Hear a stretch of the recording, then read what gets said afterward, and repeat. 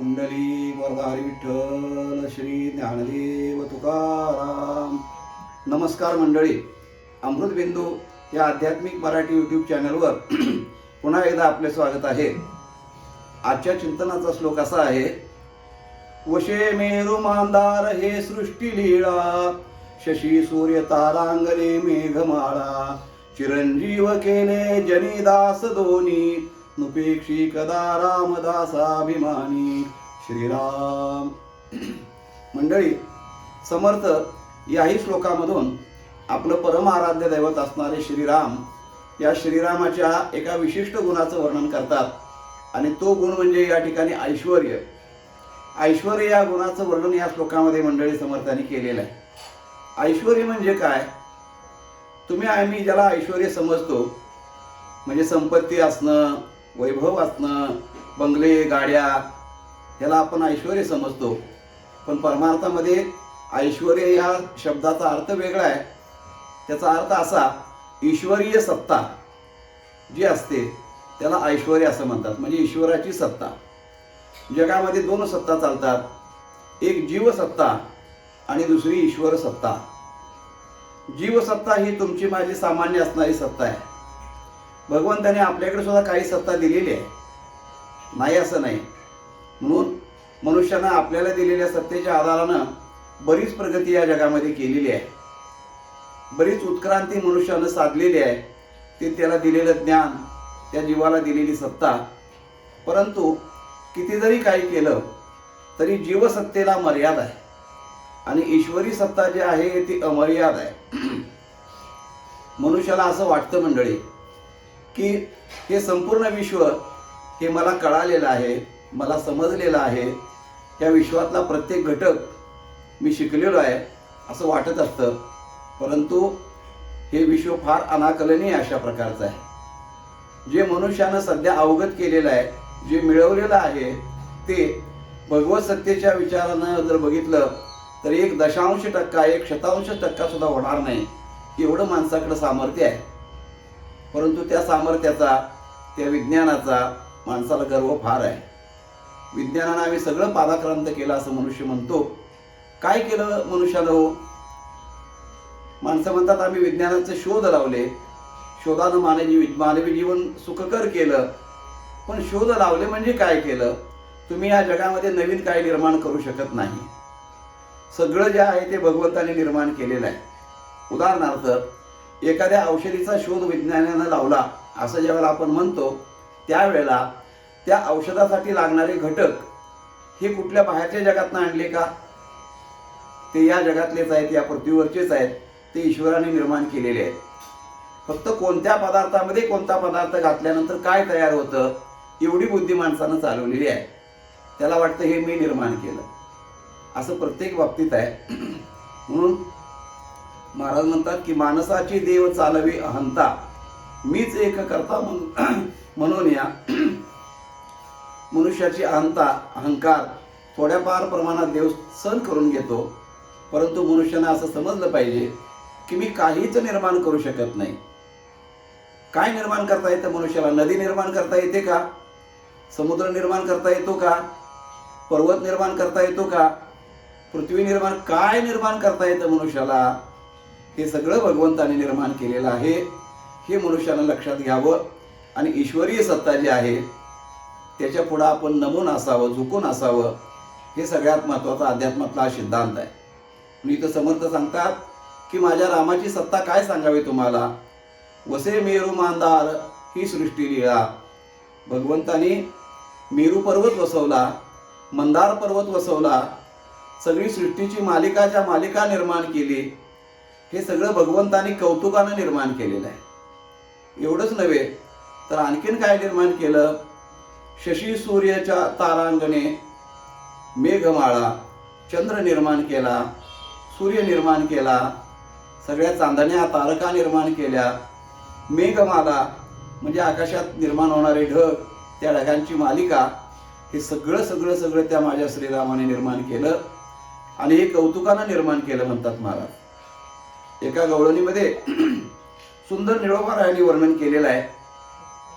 निळोबाराय असं म्हणतात, एकलेन कंठे म्हणून या येणे, एकलेन कंठे म्हणून या येणे, केली निर्माण 14 भुवने, केली निर्माण 14 भुवने, गगन चंद्र सूर्य मेघ तारांगणे, गगन चंद्र सूर्य मेघ तारांगणे, 5 महाभूते भौतिक भिन्न भिन्ने ओ, 5 महाभूते भौतिक भिन्न भिन्ने ओ, ऐसा लाघवी हात माया सूत्रधारी, ऐसा लाघवी हात माया सूत्रधारी. निळोबराय म्हणतात की या परमात्म्यानं हे कौतुकानं सगळं विश्व निर्माण केलं. का निर्माण केलं तर त्याचं कारण असं सांगतात. ते कारण वेदांमध्ये उपनिषदामध्येही सांगितलेलं आहे. कोणतं?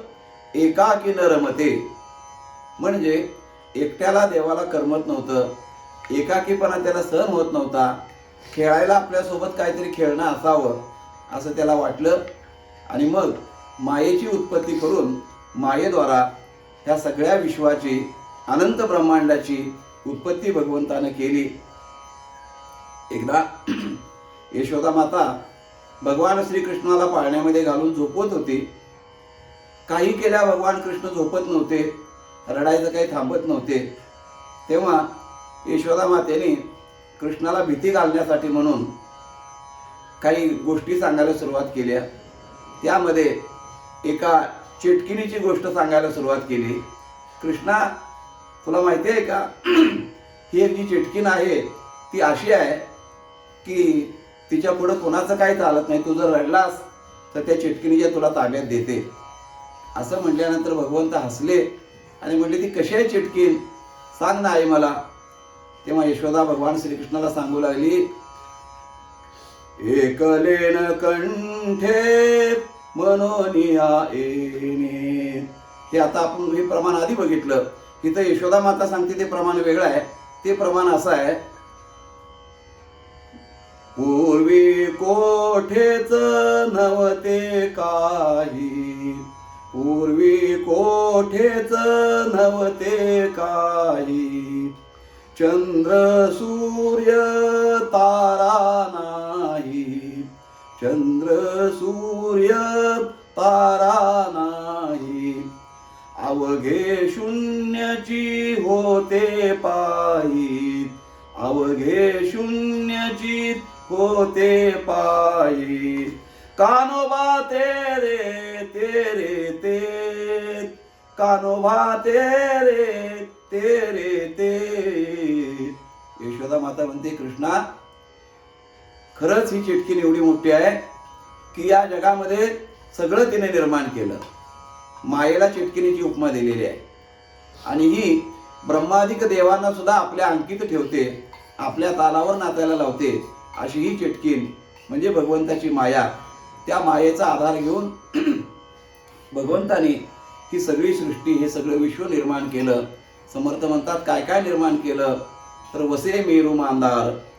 मेरू पर्वत हा सर्वात श्रेष्ठ उंच पर्वत सांगितलेला आहे या पृथ्वीवरचा. ग्रंथांमध्ये असं वर्णन आलेलं आहे की सूर्याचा रथ फिरत असताना सुद्धा त्याच्या उंचीपेक्षा उंची मेरू पर्वताची आहे, त्याच्या बाजूने तो फिरत असतो असं वर्णन केलेलं आहे. त्याचबरोबर मंदार पर्वतही तोही तितकाच असा मोठा आवाढव्य भव्य पर्वत आहे.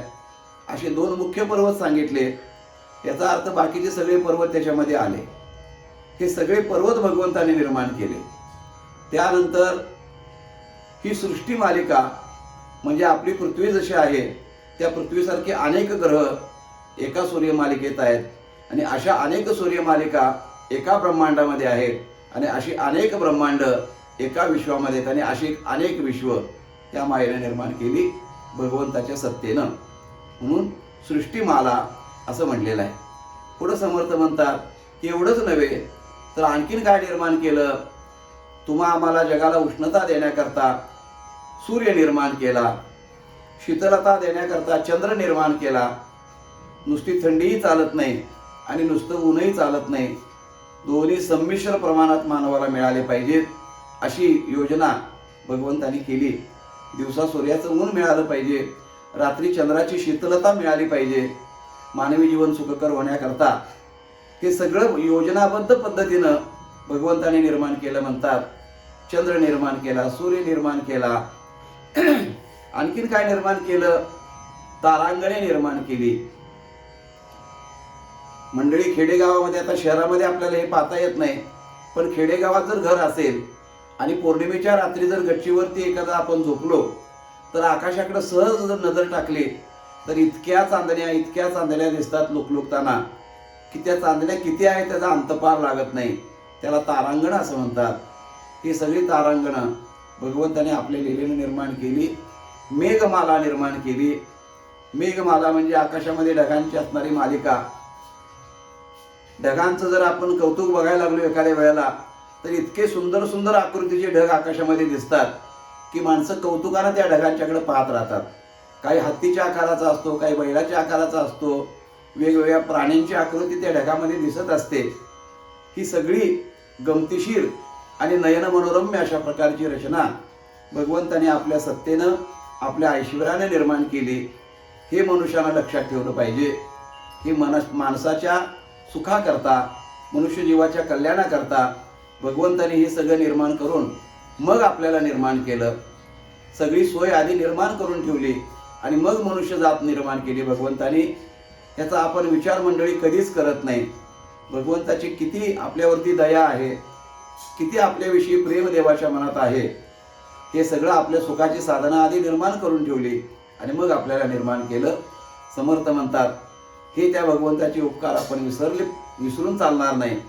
एवढ्याकरता हे सगळं निर्माण करणारी जी सत्ता त्याला देवाचं ऐश्वर्य म्हणतात. हे भगवंताने निर्माण केलं आणि हे करत असताना त्याला एक विशिष्ट प्रकारची वेळेची मर्यादा घालून दिलेली आहे. हे सगळं जे निर्माण केलं ते कधी ना कधीतरी नष्ट होणारच आहे. उपदेते नासे या नियमाप्रमाणे जे निर्माण झालं त्याचा अंत हा ठरलेला आहे. पण या सगळ्याचा अंत केव्हा होतो तर महाकल्पाच्या वेळेला होतो. महाकल्पाच्या वेळेला ह्या सगळ्या गोष्टी पुन्हा त्या शून्यामध्ये विरून जातात, परब्रह्म स्वरूपामध्ये लीन होतात आणि जगामध्ये काहीच उरत नाही. त्यावेळेला नुसता अंधार उरत असतो.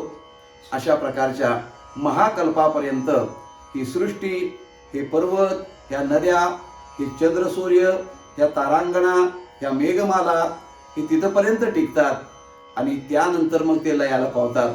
समर्थ म्हणतात की हे सगळं जे भगवंतानं निर्माण केलं ते जोपर्यंत अस्तित्वात असेल, जोपर्यंत त्याचं अस्तित्व या ब्रह्मांडामध्ये, विश्वामध्ये आहे, तोपर्यंत आपल्या दोन भक्तांना भगवंताने चिरंजीव केलेला आहे. हे सांगण्याचं समर्थांचं तात्पर्य असं की भगवंत ज्यांचा अंगीकार करतो, ज्यांना आपलंसं म्हणतो, त्यांच्याकरता देव काय करतो तर हे भगवंताने केलं. त्यांना चिरंजीव पद प्राप्त करून दिलं आपल्या दोन दासांना. ते दोन दास कोणते? एक म्हणजे बिभीषण आणि हे दुसरे हनुमंतराय. बिभीषण हा रावणाचा बंधू, पण रावणाची बाजू सोडून, रावणाचा पक्ष सोडून रामपक्षामध्ये सामील झाला. म्हणजे पक्षांतर काय जो काही प्रकार चाललेला आहे तो मंडळी तेव्हापासून चाललेला आहे. आणि त्या अनायासे निवडणुकीच्या वेळेला बरोबर इकडून तिकडे उडी मारायची, तिकडून इकडे उडी मारायची, हा प्रकार तेव्हापासून आहे. बिभीषणाने ओळखलं की आता इथं काही चालणार नाही रामांच्या पुढं, आपण त्याला शरण गेलेलं बरं. म्हणून रावणाचा पक्ष, आणि त्याचं दुसरं कारण आहे, असत्याचा पक्ष होता रावणाचा, अधर्माचा पक्ष होता, म्हणून त्याचा त्याग केला त्याने. तुकाराम महाराज म्हणतात, जर अधर्म पक्ष असेल तर त्या ठिकाणी आईवडिलांचा सुद्धा त्याग करावा, सगळ्या कुटुंबाचा त्याग करावा, पण अधर्म आणि असत्याची बाजू कधीही घेऊ नये मनुष्यानं. हे बिभीषणाने केलं आणि रामाच्या पक्षाला येऊन मिळाले. शरण आल्यानंतर रामप्रभूंनी त्याला औपचारिक अशा पद्धतीनं लंकेचा राजा म्हणून राज्याभिषेक सुद्धा केला. अजून रावणाचा वध व्हायचा होता त्याच्या अगोदरच, आणि त्याच्या मस्तकावर हात ठेवला आणि सांगितलं, बिभीषणा, जोपर्यंत हे विश्व अस्तित्वात आहे तोपर्यंत तू चिरंजीव असशील. अशा पद्धतीनं बिभीषणाला एक चिरंजीव केलं आणि हनुमंतरायाला रामप्रभूने आशीर्वाद दिला. हनुमंतरायांनी ज्यावेळेला हनुमंतरायांची उत्कृष्ट सेवा, त्या सेवेचं कोणत्याही प्रकारचं वर्णन करता येत नाही अशी सेवा हनुमंतरायाने केली. त्यावेळेला रामप्रभूने त्यांना विचारलं की बा हनुमंता, तुला काय माझ्याकडून वरदान हवं आहे? तेव्हा हनुमंतरायाने सांगितलं, प्रभू मला तुमची सेवा, तुमचं नाम आणि तुमची कथा या शरीरामध्ये प्राण आहेत, तोपर्यंत मला सतत याचा सहवास मिळावा. रामप्रभू खुश झाले आणि रामप्रभूंनी सांगितलं, हनुमंता तू एवढंच मागितलंस, पण मी तुला याच्या पुढचं सांगतो. या विश्वामध्ये जोपर्यंत तू आहेस तोपर्यंत रामकथा असेल, तोपर्यंत रामचरित्र असेल, तोपर्यंत रामनाम असेल. आणि तुझं अस्तित्व कधीपर्यंत? तर जोपर्यंत चंद्र सूर्य तारांगणे त्या विश्वात आहेत तोपर्यंत तुझं अस्तित्व असेल. म्हणजे चिरंजीव पद हनुमंतरायाला दिलं. समर्थ म्हणतात, चिरंजीव केले जनी दास दोन्ही. असा असणारा हा कनवाळू उदार कृपाळू असणारा श्रीराम. समर्थ म्हणतात, असा जो राम तो आपल्या दासांची कधीही उपेक्षा करत नाही, आपल्या दासांचा कधीही आवेर करत नाही, की तुम्ही सतत लक्षात ठेवलं पाहिजे. म्हणून वारंवार वारंवार वारंवार एकच गोष्ट समर्थ आपल्याला पुन्हा सांगतात की बाबांनो, नुपेक्षी कदा रामदासा अभिमानी. अशा प्रकारचा या श्लोकाचा असणारा भाव आहे, असं याचं चिंतन आहे.